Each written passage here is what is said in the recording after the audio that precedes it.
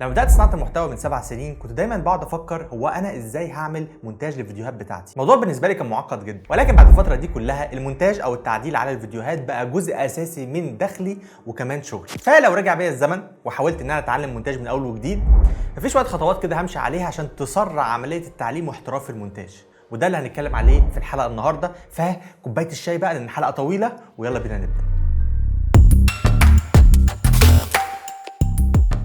خلينا متفقين في الاول على قاعده واحده واساسيه. لو انت عايز تتعلم اي حاجه في الدنيا ودخلت فيها مره واحده كده هتحس ان دايما ان انت مشتت، وعشان ما يحصلش كده لازم انت تمشي على خطوات مدروسه علشان تتعلم خطوه بخطوه وتوصل لاحسن واسرع نتيجه. واول خطوه هنصحك بيها ان انت دايما تبدا بالمتاح، والمتاح هنا انا هقسمه لك لشقين: سوفت وير وهارد وير. بس قبل ما نتكلم في اي تفاصيل، هو يعني ايه كلمه مونتاج؟ لو دخلت على صاحبنا جوجل وكتبت يعني ايه كلمه مونتاج هتلاقي الاجابه دي: ان هو تركيب شيء على الاخر، او هو فن اختيار وترتيب المشاهد وطولها الزمني على الشاشه بحيث تتحول الى رساله محدده المعنى. وهنا عم جوجل ما قالش ان احنا لازم نشتغل على برنامج معين او مواصفات جهاز معين. فخلاص عرفنا يعني ايه مونتاج. تعالوا نرجع لاول خطوه اللي هي ابدا بالمتاح. بالنسبه للسوفت وير او بمعنى اصح البرنامج، فانت ابدا باي برنامج ايا كان قوته او ضعفه. المونتاج ليه قواعد اساسيه وتولز اساسيه هتلاقيها في اي برنامج، مش بتختلف. يعني اللي بيختلف هو شكلها، مكانها، الشورت كاتس بتاعتها، ولكن في الاخر الكونسبت واحد. اما بالنسبه بقى للهاردوير او الجهاز اللي انت تشتغل عليه، فصدقني ابدا حتى بالموبايل. برامج المونتاج اللي بتنزل دلوقتي على الموبايل فعلا بقت تطلع نتيجه قويه جدا. في ناس كتير قوي بتشتغل على برامج مونتاج الموبايل ولما تتفرج على الفيديوهات دي ما بتعرفش ان هي بتمنتج على الموبايل، وده هيساعدك جدا ان انت تفتح دماغك لفكره المونتاج او الطريقه اللي الواحد بيشتغل عليها عشان يقطع فيديو ويطلعه خلصان كده للناس اللي تتفرج عليه. وانا انصحك جدا ببرنامج كاب كات او في ان. برنامجين دول جامدين جدا وبيتطوروا مره ورا الثانيه، وانا كنت عامل حلقه على برنامج في ان ممكن تتفرج عليه في القناه، اسيبها لك في الاي اللي تظهر لك دلوقتي. تاني حاجه اتعلم الاساسيات. لو كنت اتفرجت على الحلقه اللي فاتت اللي انا كنت بتكلم فيها عن ازاي تتعلم التصوير، كنت برضو الخطوه الثانيه ان انت تتعلم فيها او تهتم بالاساسيات. البيزكس يا جماعه اهم حاجه في اي مجال بتخش فيه، والبيزكس هنا في المونتاج معناها ان انت تعرف ازاي تقطع، ازاي تحط كتابه على الفيديوهات بتاعتك، ازاي تظبط الصوت، ازاي تدخل اصلا الماتيريال بتاعتك على البرنامج وتنظمها وتجهزها للشغل. واي حاجه بعد كده هتيجي بالممارسه وشغلك الكتير على البرنامج، لان انت في الطبيعي اي حاجه هتعوز تعرفها وانت شغال هتروح على اليوتيوب تكتب ازاي اعمل الحاجه الفلانيه، هيظهر لك توتوريال هتعمله على التطبيق او برنامج المونتاج، هتعرف الموضوع ده اتعمل ازاي. كده طبعا ادائك هيتطور دايما، ولكن ده مش هيحصل غير لما يكون معاك بيس قوي بحيث ان اي حاجه تشوفها تفهمها سريعا وتعرف تطبقها بشكل اسرع. فالبيزكس او الاساسيات مهمه جدا جدا. ثالث حاجه مهمه جدا هي التنظيم. من اكتر الحاجات اللي هتسهل وتسرع شغلك هو تنظيم الملفات. وانا دلوقتي هشرح لك انا كنت بعمل ايه زمان وبعمل ايه دلوقتي. زمان اول ما بدات وكانت بدايتي طبعا في مونتاج حلقاتي بتاعه اليوتيوب، كل اللي كنت بعمله ان انا كنت بفتح فولدر، حتى ما كنتش بسميه، احط فيه الماتيريال، احط فيه البروجكت، لما بعوز اي حاجه من على النت بنزلها في الفولدر اللي هو بتاع الداونلود وبعمل لها دراج ودروب على البرنامج. وكانت الدنيا عندي ملخبطه ومفيش اي تنظيم. الموضوع ده كان تعبني جدا جدا لان كانش سهل ان انا كنت يعني احتاج لماتيريال قديمه عملتها قبل كده كنت الاقيها، لغايه لما تحول الموضوع 360 درجه تماما.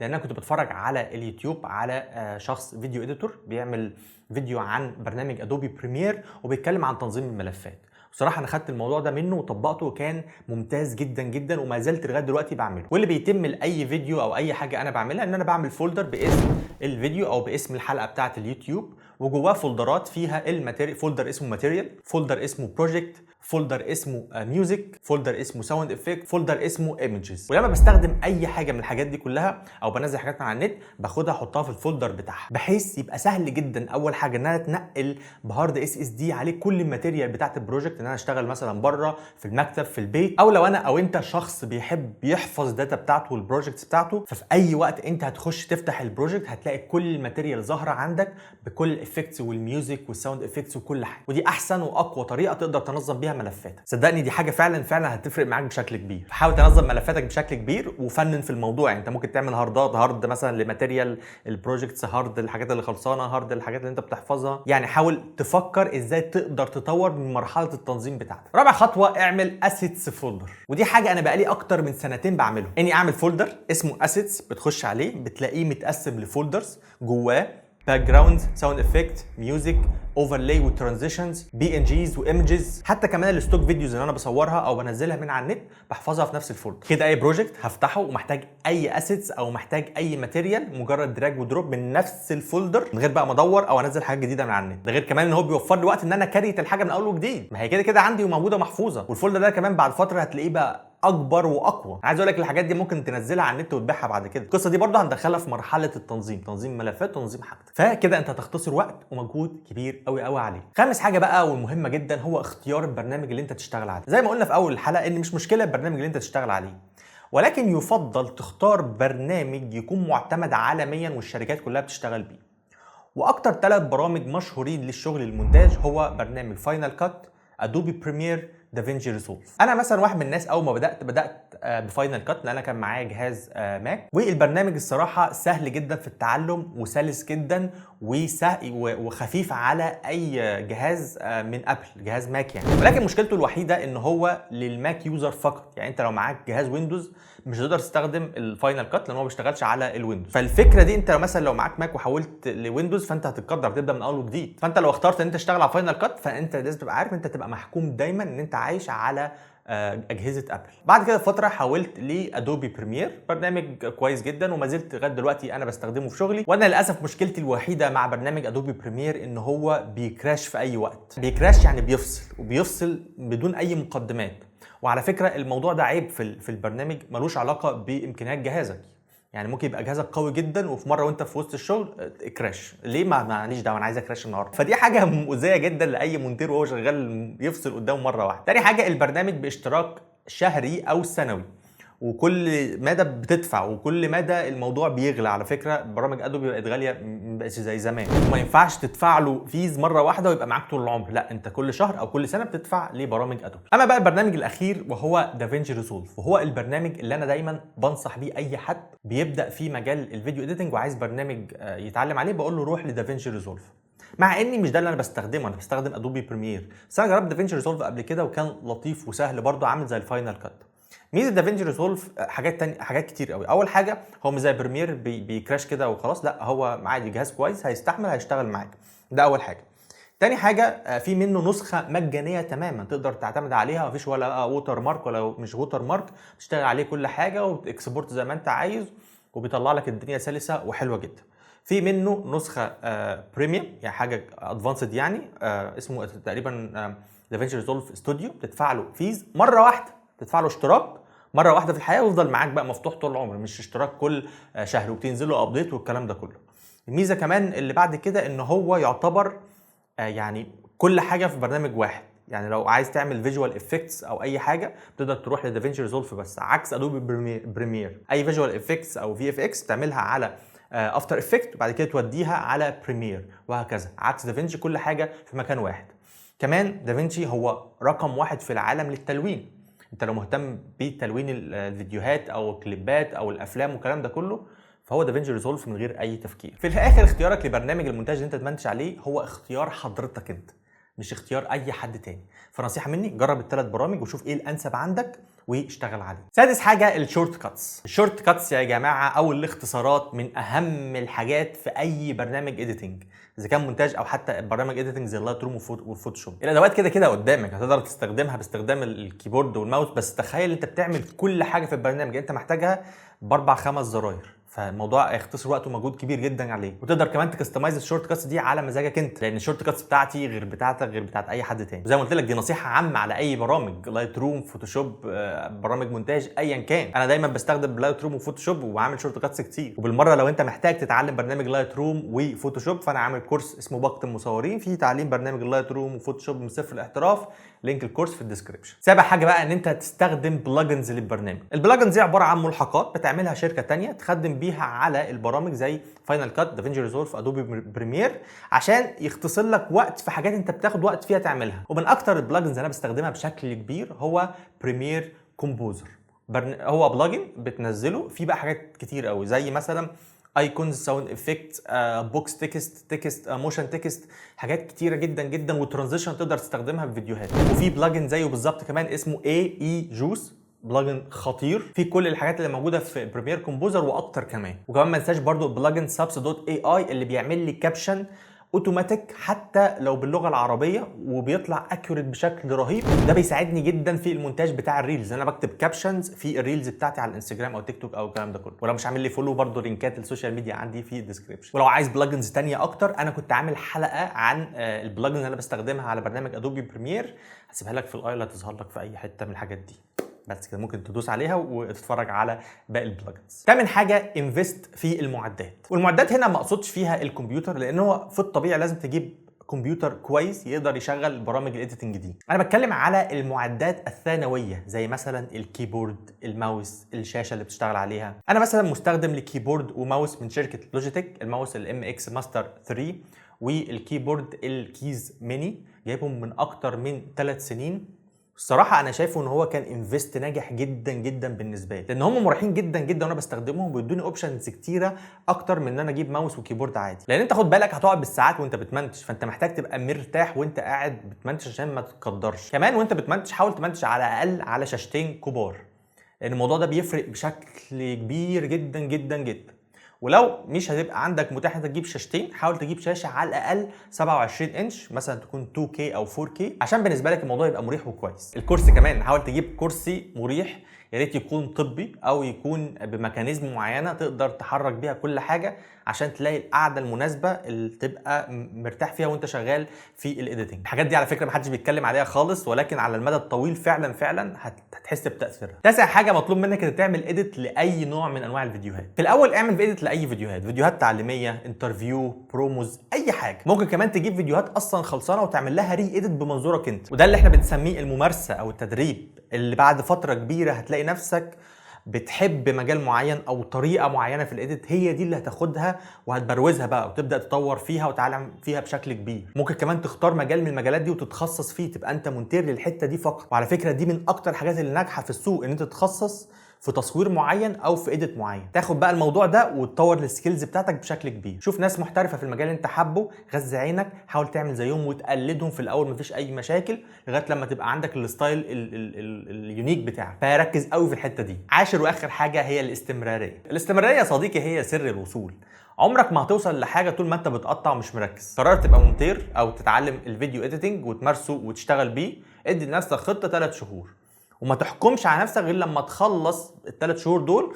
بعد كده تعمل اوفر فيو او تشوف انت عملت ايه في خلال 3 شهور دول. لو لقيت الموضوع كويس وورث كمل، انت اخترت صح. لو لقيت ان الموضوع ده مش احسن حاجه، انت ما خسرتش حاجه، جربت. دور على حاجه تانية تلاقي فيها شغفك وتتعلمها وتمارسها وكمان تحترف. كل اللي انا كلمت في الحلقه دي برضو دلوقتي هو من منظوري الشخصي. انا لو رجع بيا الزمن هعمل الكلام ده كله وممكن اعمل اكتر من كده شويه، ولكن انا حبيت ان انا اضيف اضافه كده بسيطه في الحلقه، ان انا اجيب صحابي المونترين يعني انا شغال معاهم او اللي هم دايما معايا ودي شغلتهم، دي اكل عيشهم، لان انا مش مونتير. انا مونتاج بالنسبه لي هو سايد مش شغلي الاساسي.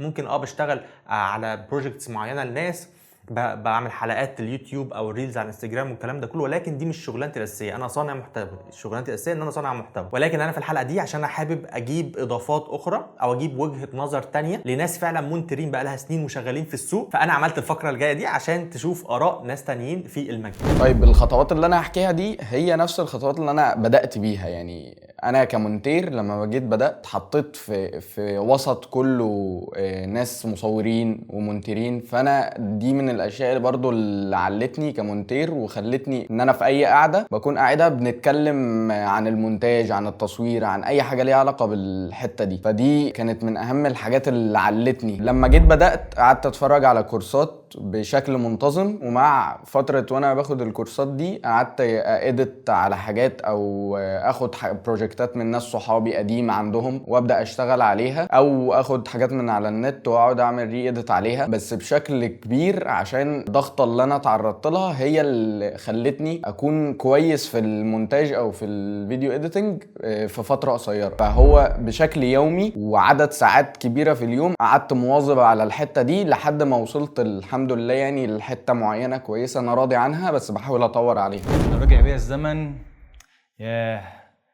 والله انا ممكن لو راجع بيا الزمن ان انا احاول اغلط على قد ما اقدر، عشان الغلطات دي هي اللي كانت بتعلمني. يعني اشتغل كتير، اغلط كتير، فالغلطات دي هتخلي ان انا اروح اسال فاعرف ايه الصح. حتى في كورس المونتاج وانا بديه بقعد اقول للناس يا جماعه الحقوا الكورس وانا موجود فيه، اغلطوا على قد ما تقدروا، انتوا لازم تطبقوا عشان تغلطوا، عشان انتوا مش هتتعلموا مني، انتوا هتتعلموا من غلطاتكم فتيجوا تسالوني فتتعلموا. تاني حاجه واهم حاجه، والحاجه اللي انا لو رجع بيا الزمن فعلا اعملها، اللي انا ما كنتش عملتها يعني، وهي ان انا اكون احسن قلوده في الدنيا. اشوف اي حد بيعمل حاجه احاول ان انا اقلدها، لو عرفت ان انا اقلد كويس هعرف ان انا اطلع الحاجه اللي في دماغي. ودي الغلطه اللي بلاقي ناس كتير قوي وهم لسه بادئين المجال ان هم بيقعوا فيها، ان هو ايه، انا عايز ابقى كرييتيف وعايز اطلع حاجه ما حدش طلعها. انت اصلا مش هتعرف تطلع الحاجه اللي الناس طلعتها، صح؟ يعني مثلا في حد كده كرييتور اسمه علي هاسلر، ده بيقعد يجيب الحاجات اللي الاجانب بيعملوها وبيقول لك ازاي بتتعمل. واحد زي ده تخيل ان هو دلوقتي جه في دماغه ان هو مثلا عايز ينزل من السقف، هو اوريدي عمل الحاجات دي،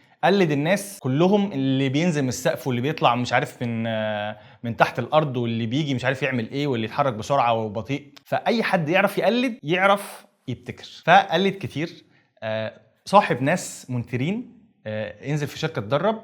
دي اكتر 3 حاجات انا ممكن اقولها للناس، وبس كده. واخيرا وليس اخيرا تعليقات المتابعين في الحلقه اللي فاتت. دي فقره بدانا فيها الحمد لله من بقالنا حلقتين، وكل حلقه هنجيب تعليقات مهمه من الحلقه اللي فاتت. فمثلا عندنا امين بيقول السلام عليكم، عندي كاميرا نيكون 7500 دي، ما رايك فيها؟ وهل يمكنك عمل حلقه شرح كيفيه التصوير بها واهم العدسات التي تساعدني في اخراج الصور في افضل شكل، علما اني مبتدئ وبارك الله فيك. بصوا، انت لو مبتدئ اي كاميرا بتنفع واي عدسه بتنفع، مش مشكله. ما تهتمش اكتر بفكره النوع بتاع الكاميرا والعدسه قد ما تهتم ان انت تمارس اكتر بشكل كبير على التصوير. صور اي حاجه، صور اي مكان، حاول تعمل سينز معينه وتصورها حتى في البيت، انزل صور في كافيه، صور صحابك. اهم حاجه الممارسه. هتحس امتى ان الكاميرا دي مش مناسبه؟ لما تبقى عايز تعمل حاجه والكاميرا دي مش قادره تلبيها لك. هنا تقدر بقى تجدد الكاميرا او تجدد العدسه. بالنسبه ان انا اعمل لها حلقه للاسف مش هينفع، ان هي الكاميرات القديمه دي بقتش متاحه دلوقتي ان انا اقدر اجيبها او اشتري او اجرها او الكلام ده كله. لو حاجات هاي اند ممكن اعرف اتصرف فيها من صحابي او من الشركه نفس او في الحاجات دي كلها، ولكن الكاميرات دي للاسف مش هتبقى متاحه. عندنا عبد الحميد بيقول استاذي انا بجد محتاج نصيحتك في اني اشتري كاميرا رخيصه ابدا بيها، ومحتار مش عارف اجيب منين وانا عايز حاجه مش تكسر 7000 جنيه. انا رديت عليه قلت له قليل قوي يا صديقي، للاسف مفيش حاجه حاليا بالمبلغ ده. وفي آية عبد الرحمن قالت لا انا دورت، لو دورت هتلاقي انا لسه جايبه واحده مستعمله نفس الفئه والرينج ده، بحيث ان اتعلم عليها باذن الله اجدد قريب. بص، ارخص كاميرا مثلا من كانون هي الكاميرا ال 4000 دي. هي كاميرا ضعيفه بشكل كبير جدا، ومش ب 7000 جنيه، يعني هي جديده حتى مش ب 7000 جنيه. فممكن تجيب ال 4000 دي ب 7000 جنيه مستعمله، وكمان ممكن ما تعرفش تجيب معاها عدسه. فهو فعلا الرينج قليل قوي حاليا في الكاميرات.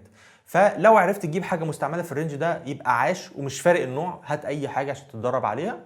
ولما يبقى معاك فلوس او بادجت اكبر ممكن نبقى نتكلم مع بعض ونشوف ايه انسب حاجه بالنسبه لك.